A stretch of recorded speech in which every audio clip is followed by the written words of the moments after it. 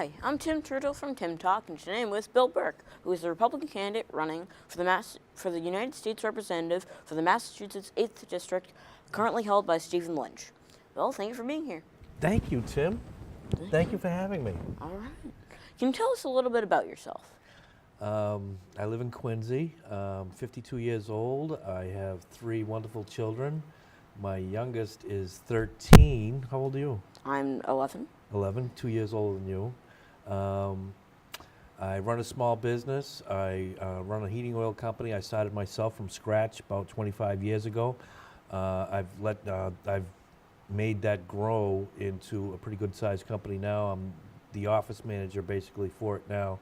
And before that, I used to be a union laborer. I was a union laborer for a while, and I was also a computer programmer for a little while. So I kind of like have logic and hard work mixed in together, and that's basically part of my personality and who I think I am. All right. Seems like you have a lot of experience. With good management skills from the oil company. The oil company is pretty good because I was thinking about that. It's all customer relations, and a lot of what goes on in Washington is relationships with people and relationships with my constituents, and I think I have some pretty good skills with that. All right. Can you tell us if there's any specific reason you're running as a U.S. representative?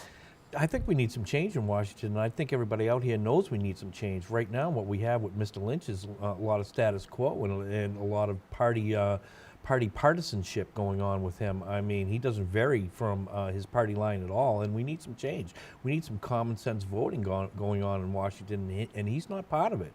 All he wants to do up there is toe the party line, and that's not what I'm about. You know, I want to go up there and make a difference, you know, cross the aisle and get some good legislation done and make some common sense votes, not votes based on what my party is. I'm glad you have some determination. Pardon me? I'm glad you have determination. I do.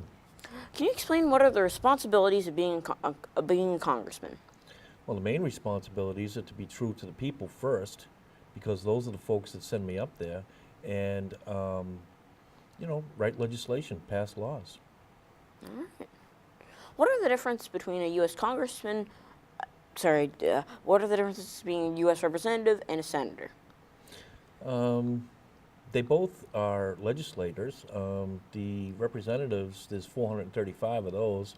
Those more or less represent the body of people as a whole. Of course, Senate, as you know, is only 2 senators per state, and that's how they are up there. Is that enough? Yeah, that sounds good. What towns does your seat cover? My district covers from the north end of Boston all the way down to Bridgewater, and all the way from Walpole all the way over to Situate. So it's a pretty wide area. Yeah. Yeah. What skills do you think you have though that you will think will help Congress? Like I was trying to say a little bit earlier, I think my management skills are pretty good. I can bring good management skills to the office. I'm going to bring a new kind of feeling to being a representative. I don't know who's done this before me, but I'm going to think out of the box. I want to go up there and I want to work. You know, I don't want to be a piece of furniture sitting in the back of the room waiting for leadership to throw me a bone and tell me what to do. I want to become relevant. I don't want to wait for them to tell me that I can be relevant. You know, and I want to fight for some things, and I'll cross the aisle when I can. Like, for instance, a lot of people don't like Elizabeth Warren. You know, and she's had she's had her issues with trust with the people, and and I agree with that. But she introduced a bill for the senior citizens to get a raise on their Social Security that hasn't happened in a couple of years, and that's not right. I would go right on her door, and I would knock on her door, and I'd be very visible about wanting to work with her about for that raise for the senior citizens, because I think it would help. I think it would show that Republicans can cross the aisle and want to work for the people, and that's my job. That's what the people out there are going to send me up there to do. They're going to send me up there to work for them, and that kind of mission would be what I would want to do when I get up to Washington. Issues like that. Also, I'd like to fight government waste. because I know there's so much of that. It's ridiculous, and I'd like to do something about that. Wow. Can you tell us what are your three greatest priorities for the state? For our state, jobs. We need more jobs. We need to. We're an innovative state. I think we're probably ranked one of the highest innovation states in the country, and as far as all some industries go. And I'd like to try to enhance that as much as possible. And I'd like to encompass as many people into that innovative society as possible. I'd like to, like I said, my background is computer programming. I used to be a computer programmer for a long time, and I see the power of the internet. And I'm also a businessman. I see the power of commerce. I sell, and I sell product for a living. And I think a lot of people can enhance their businesses through websites and e-commerce solutions on the internet, and I'd like to see the government help that and foster that through innovation centers that I was also part of in Quincy. And we can really help small businesses and young folks as well. Young folks who want to come into the business world, like yourself, in a few more years. Say, for instance, you want to start a lawn mowing business. You want a website. You need to know how to do that. You need to know who to talk to about that. You need search engine optimization so you can get a high ranking in Google. Maybe you have a national product that you want to sell one of your lawn care products to throughout the country, and so you need a national presence, and that could just foster jobs in the Commonwealth. I think we can grow jobs greatly if we just try and make an effort at building business within the state. That's what that's another key priority of mine, that I'd like to try to build business within the state, build small businesses, and help support them in what they in their endeavors. Yeah, jobs are suffering. What changes would you like to see in Massachusetts if you're elected? What changes I would like to see in Massachusetts? I'd like to see smaller gas taxes. I mean, smaller property taxes. Our property taxes are too high. I mean, we're talking about between $4,000 and $7,000, $8,000. I mean, that's a lot of money. Sure, there's a lot of young folks and a lot of folks who are lucky enough to have great jobs and who make a ton of money, who can pay these bills. But there's also a bunch of folks who are on fixed incomes or retired or don't make a lot of money, and you're talking about $5,000 a year in that's just in property taxes.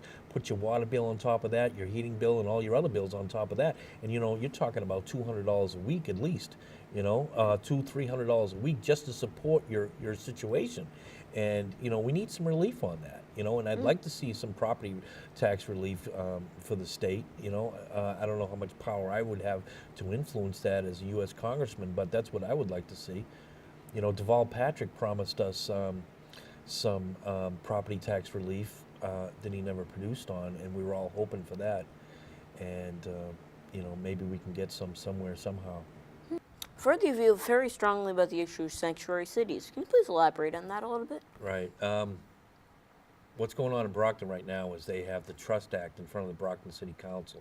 And what that is they want to not allow the police to figure out whether or not a person is an illegal alien or not. They, for the purposes of deportation and or prosecution. They only want to allow the police to check to see if a person is an illegal alien if they have been convicted of the crime that they have been detained or questioned for or accused of within Brockton. So, and there's a problem with that because these people aren't acknowledging the fact that being an illegal an illegal alien is illegal. And I actually said that to one of the advocates for the bill. I said, well, we don't want to do anything against people when they're not committing any wrongdoing just for a parking ticket or something. I said, well, isn't being illegal? It defeats a part of being illegal if it's just. And besides, that's also telling the police that they can't do their job that they're hired to do. Their job is to enforce the law, and being an illegal citizen is against the law. And at the meeting, that a recent meeting at the Brockton City Council, Stephen Lynch is a. Let me just say this. He is for Brockton becoming a sanctuary city, and his direct employee, Shayna Barnes, who's a member of the Brockton City Council, she is a fighter for this sanctuary city situation in Brockton, and she's getting help and advice from Stephen Lynch's office, which is, wrong. You know what I mean? So that means he's fighting against the law of the country, and it's disgraceful. And a lot of people in Brockton are not for it. I'm not for it. It's going to bring in too much trouble into the city that the city basically doesn't need anyway. The city has enough of its own issues. It doesn't need illegal aliens flocking to the area, and not being accountable for their acts. And Tim, it's not about not being compassionate to immigrants. Brockton is very compassionate to immigrants. There's a lot of immigrants in Brockton, but they came here legally through the process, and they pay taxes. Now these illegal aliens, when they flock to the city because it's a sanctuary city, probably are not going to be paying taxes. They're not going to, and they're going to tax the school system. There's another problem that we're talking about. They're going to tax the school system, and most of these folks, these illegal aliens aren't eligible for matching funds to teach a student within the school system. So that's going to take away from the tax-paying children who are already there, which isn't fair at all. Yeah, trips the weight in the wrong direction. Yes. Who were some of your role models growing up? Role models growing up when I was a youngster. Yeah. I used to like watching old movies, so my role models were kind of like fantasy based a little bit, probably. So you're talking John Wayne. You know who he is? John Wayne. Errol Flynn. Do you know who he is? No, but name sounds slightly familiar. He used to play in the Robin Hood movie, the old one. Have you ever seen it? No, but it was a great flick, and he was a great swashbuckler. I thought he had lots of class, and he's the type of person you want to emulate. Some of the older folks out here might remember this guy, Frank Avrouche. He used to be on Channel 5, and he was just a great guy, a gentleman, and I used to watch this guy, and I used to want to emulate him so much because he was so poised and such a gentleman and so good. I just wanted. And also my mother was a great influence on me. I always wanted to emulate her as well. I thought she was a saint. But go ahead. All right, that's nice to hear. What are your opinions on the 4 ballot questions in November? They are the Expanded Gaming Initiative, which would allow the Gaming Commission to issue an additional slots license, the Increased Access to Public Charter Schools Initiative, which would authorize the approval of up to 12 new charter schools or enrollment expansions in existing charter schools by the State Board of Elementary and Secondary Education per year. The Farm Animal Containment Initiative, which would prohibit certain methods of farm animal containment, or the Marijuana Legalization Initiative, which would legalize recreational marijuana for individuals at least 21 years old. Tim, you want to give me one at a time, then we'll give you my response. What's the first one? All right, sure. The Expanded Gaming Initiative. Private business. If the market wants it, gambling is legal, as we know. The state sanctions gambling because the lottery is gambling. We have casinos going up in Everett, so if people want to gamble, who are we to say no? All right. How do you feel about the Increased Access to Charter Schools Initiative? I think that hurts the public school system, actually. I do agree with charter schools in situations, but as a patch, when the public schools refuse to do their job, and there are certain circumstances when they do, or they're doing it incorrectly, but I think, again, it's a management problem. It's not a school problem, it's not a teacher problem, it's a management problem. Because the only difference between a charter school, the only difference between a charter school and a regular school is management. So that's all basically that's all you're changing. So instead of trying to go around bad management, fix bad management. And then there will not be a need for the charter school. All right. And I don't think we should take public schools out of the public realm. All right. What would be your plan to fix that management? Fire people. Make people accountable. Get, I'm sure there's plenty of educators that know what need to be done, that they just don't want to do it. Well, let's find somebody who does want to do it. All right. If the school's not doing its job correctly, let's get somebody in there to make sure that it does get done correctly. Simple as that. Okay. How do you feel about the farm animal containment initiative? Isn't that horrible? It's locking up animals inhumanely. That's horrible. I would, anything we could do to help the animals I'm for. All right. Okay. Who would want to be inhumane to an animal? Sure.